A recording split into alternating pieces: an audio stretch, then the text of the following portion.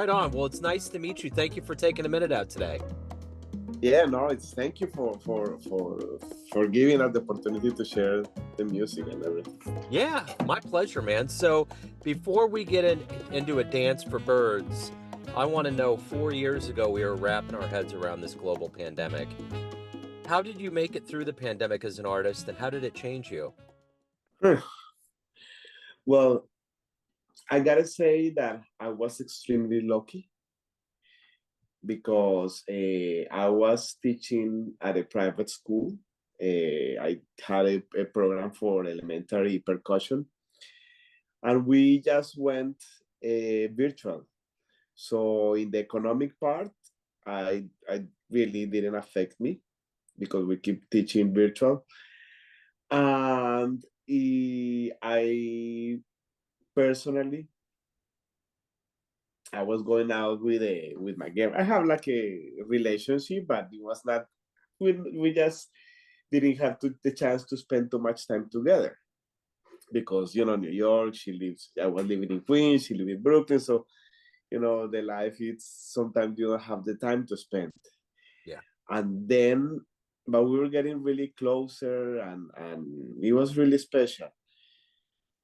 And then I came back from a tour. I was supposed to play in San Francisco at the San Francisco Jazz Center. Well, it was organized by San Francisco Jazz Center, but we were doing a tour with Cecile McLaurin's band, and that was when everything was happening. Actually, our concert, we did sound check, and at the end of the sound check, it said the concert is canceled, and now we have to figure out how to come back to New York as soon as possible.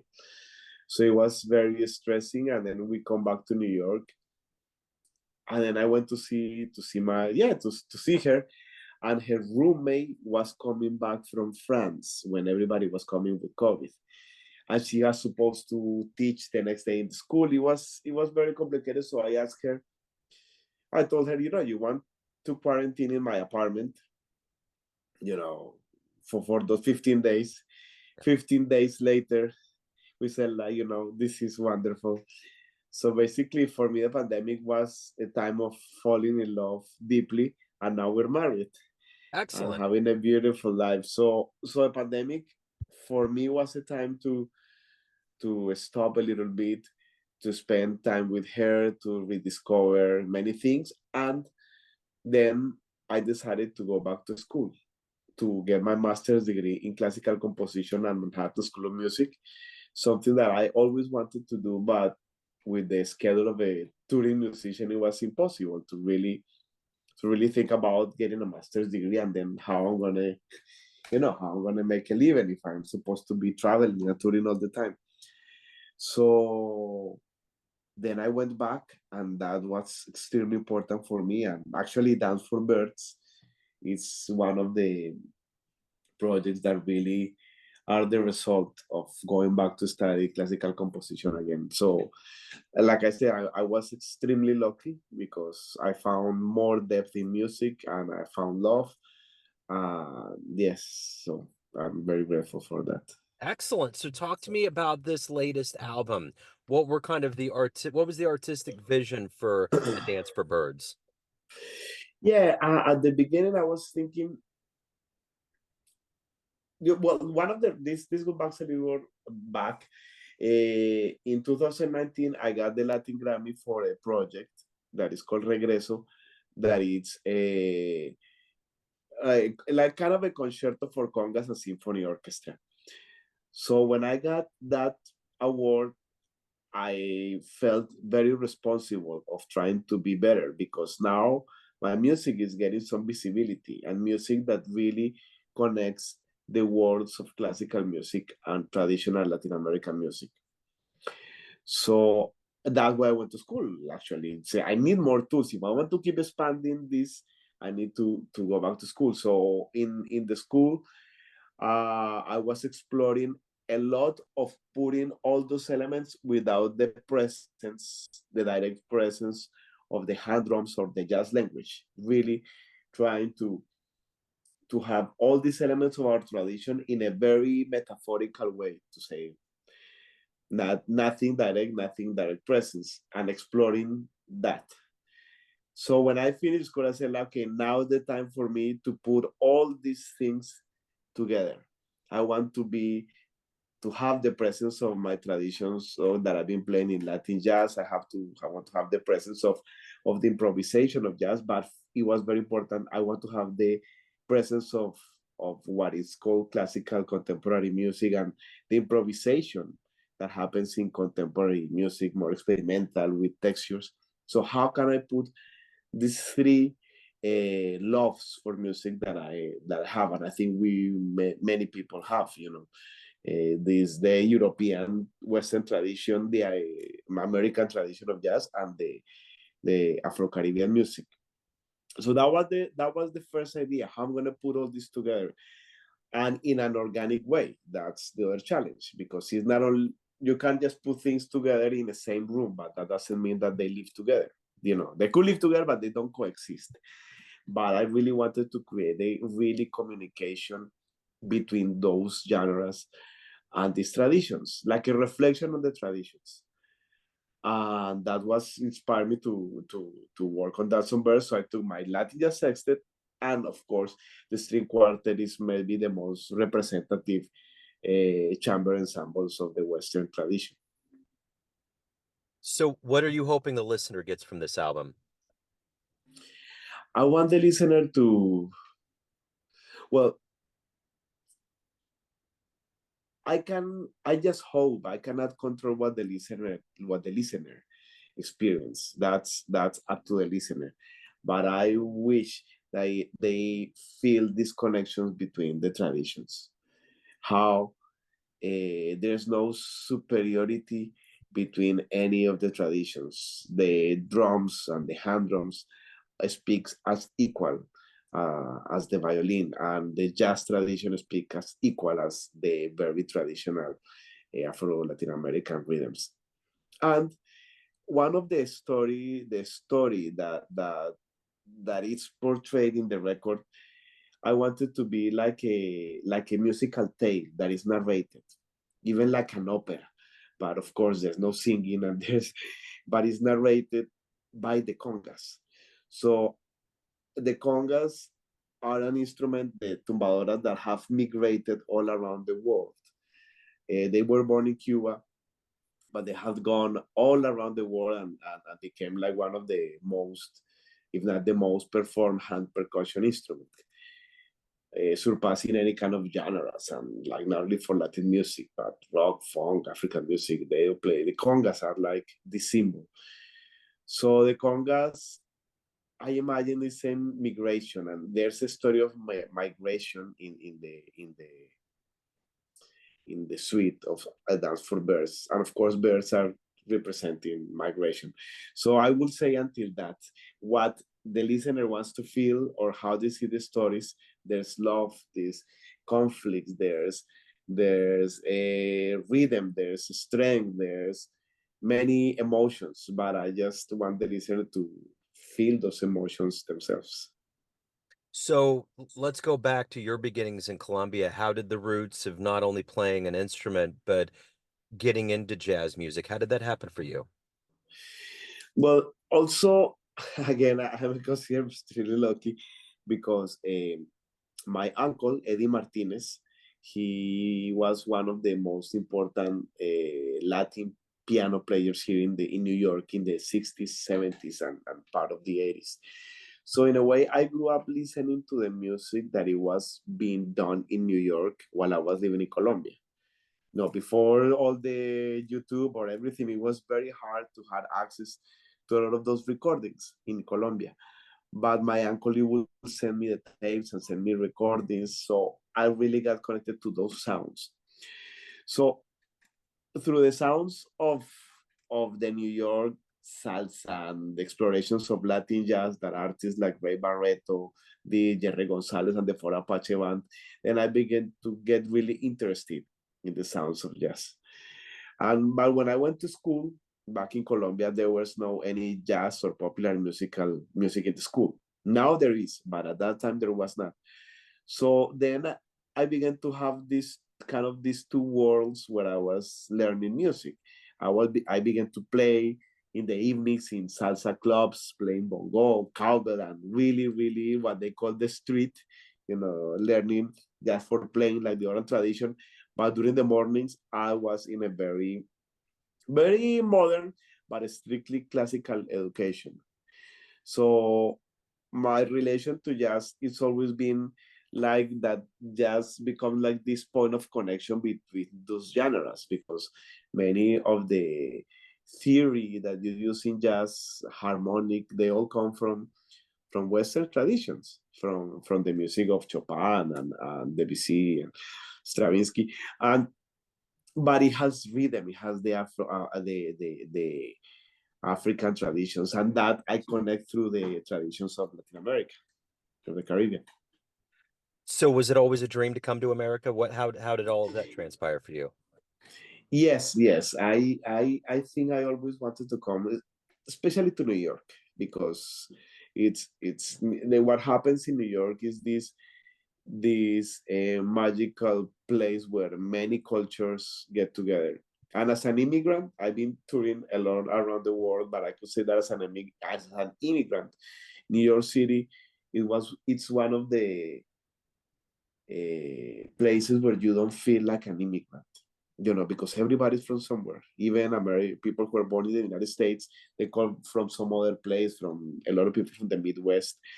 So New York has that energy where you, as an immigrant, are welcome. Nobody asks you, where are you from, actually. They just, oh, you play great, you just play, who cares where are you from? The people don't judge you from where are you from. And I always wanted to come here because I was listening all the music that it was here. So I created this imaginary place where it was the New York of the 70s, listening all the music, and I never leave that. But I have it in my mind like a place that I always go when I need to find inspiration, or when I need energy during my day. I'm like so tired, and I wake up and I just imagine the salsa club in the 70s, and I listen some retro records, and then I just feel with so much energy, and maybe because that's the music that I fell in love when I was beginning to do music. Then when I go back to that, always reminds me why I did music, why I chose to do music, why I'm here in New York, why I'm an immigrant, why I left my country. So this is my relation to New York. So was there a stage in New York that you wanted to play on, a venue that you finally did and you were like, wow, I'm here. I did it. Yeah, of course, the Blue Note.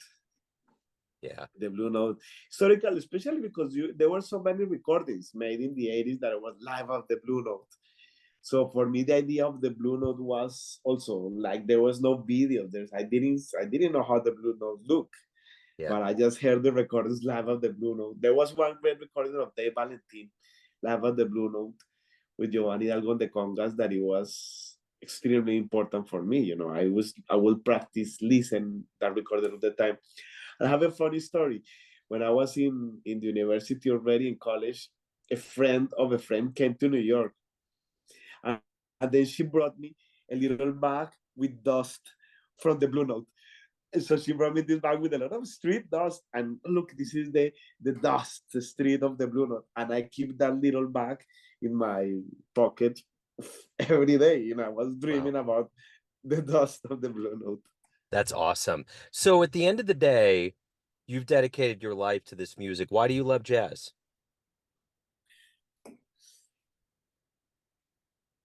Well, there's many things, but I think jazz has something that is extremely special.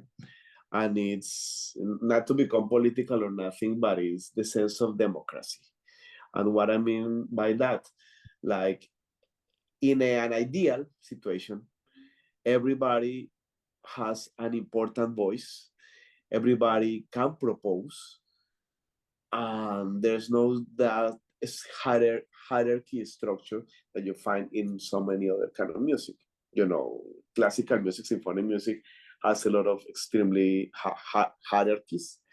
Even popular music, Afro Latin American music, even that is done in the community, and it's played these musical hierarchies. The clave, that's the clave. The clave is not solely that's okay, we will play guaguanco and then the clave is doing a solo. No, the clave stays the clave. So there's like roles, but in jazz, you can have the triangle and then tell the triangle, okay, take a solo. And then the triangle will propose and everybody becomes equal. And I think that's one of the magics of this style of music. Besides, of course, the spontaneity and the creativity that other genres of music, more experimental, began to develop in the 50s, but it was done first in jazz. So I think the spontaneity and the idea of proposing, one musician proposed something and the other listened, and there was something unexpected, and that evolves into something that is new, that you didn't expect. And any one of the musicians can propose. Every one of the musicians can respond to each other. Any one of the musicians can improvise. When I am in a jazz ensemble, I think like in New York, we have such a huge community.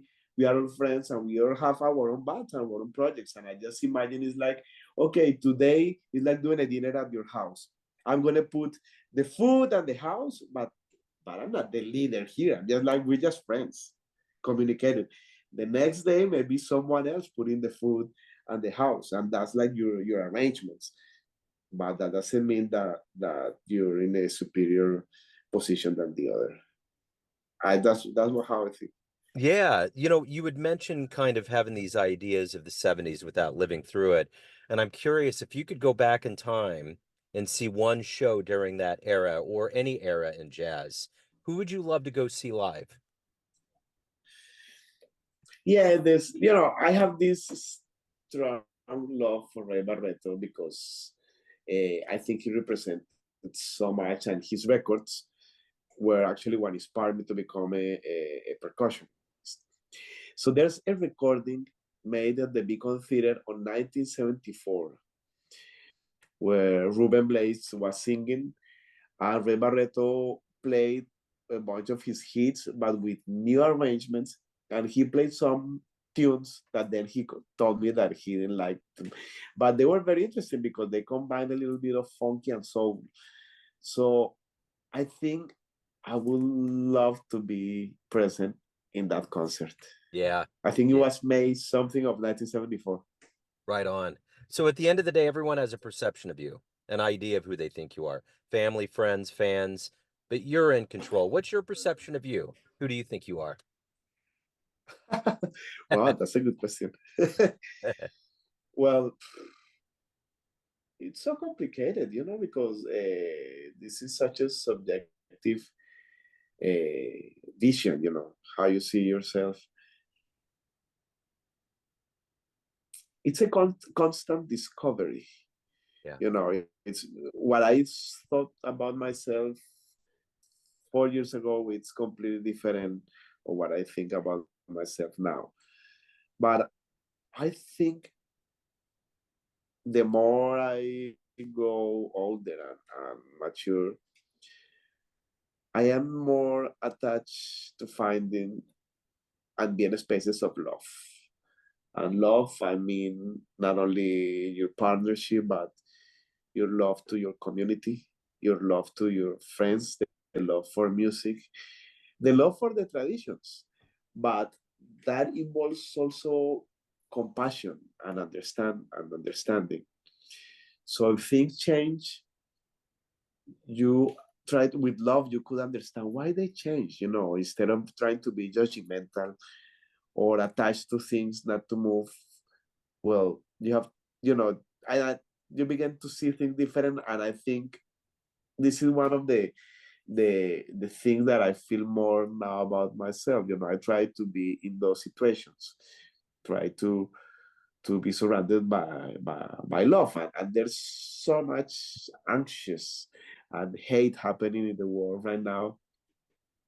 That is, I think, through love that you develop that compassion, so you don't let hate take over you. So if anyone wants to get a copy of A Dance for Birds, they want to catch you live, any of the good business, where can they go? Well, they can find my music on the streaming services. on Spotify, iTunes. You can search for Samuel Torres. You'll find my music there. And you can follow me at my webpage, samueltorres.com. Or now a lot of people follow via Instagram. And my Instagram it's Samuel Torres, but you can find me as Blue Conga Music. Blue as the color, conga as the instrument, and music what we all love. So you can follow me there, and through there you will find all the links to bands in town and all the things where it shows a lot of the concerts that I will be doing. Excellent. Samuel, this has been wonderful. Thank you, sir. Thank you for your story. Best of luck with the album and all the good music you're making. Thank you so much for taking the time and supporting jazz and supporting independent music. We owe you a lot. Thank you so much. It's my pleasure. Hey jazz fans, Joe Domino here, the host of the weekly Neon Jazz radio show and regular interview series being produced and distributed from Lee Summit, Missouri.